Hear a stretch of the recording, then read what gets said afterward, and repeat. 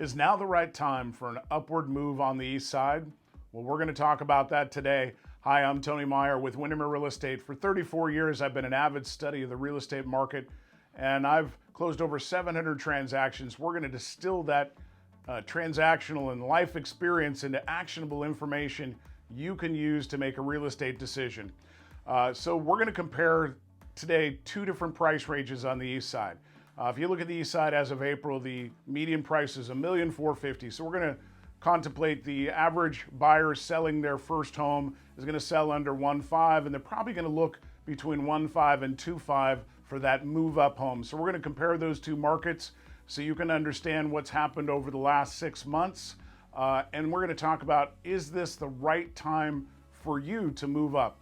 So first up is going to be average days on the market. So peak to trough, under 1.5, we reached a peak of days on the market of 48 days in February, and we're now down to 17 days in the market. So that's a considerable improvement, or a decrease of 64%.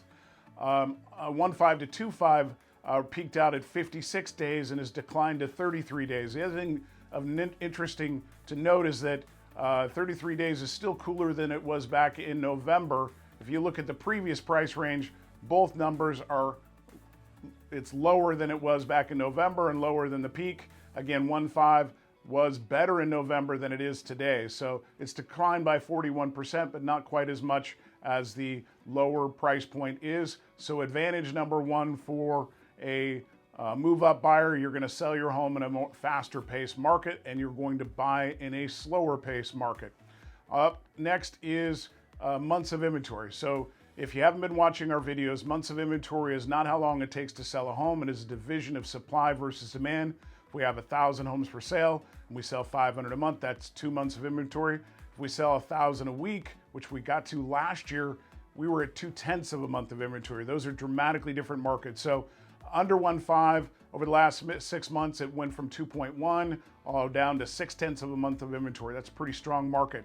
1.5 to 2.5 went from 3.6 down to 1.3. So this is advantage number two for a move-up buyer. You're going to sell in a more competitive marketplace, likely to see multiple offers. And when you're buying in a price range where there's 1.3 months of inventory, multiple offers might happen, but they are by no means common. And we'll give you more information to support that in our next slides coming up. So this one is going to talk about original list price to sales price ratio. So under 1.5, that has had a 9.7% increase. Back in November, those homes were selling for 92% of the original list price. Today, they're selling for 101.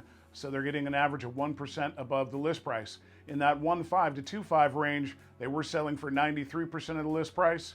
And as of today, they're selling for 97% of the list price.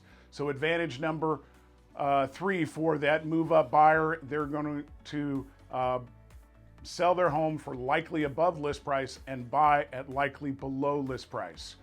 Next up is price per square foot. So it's a little bit of an interesting thing when you're comparing dynamics, but we can look at how these things moved. And when I say comparing dynamics, the upper end homes are going to sell for more per square foot because they're bigger lots, more opulent features. But in terms of the increase, back from November, under 1.5 is increased by 7.3% in the price per square foot range, and 1.5 to 2.5 is only increased by 3.9%. So again, more expensive, but just not recovered quite as much. Advantage number four for that move-up buyer.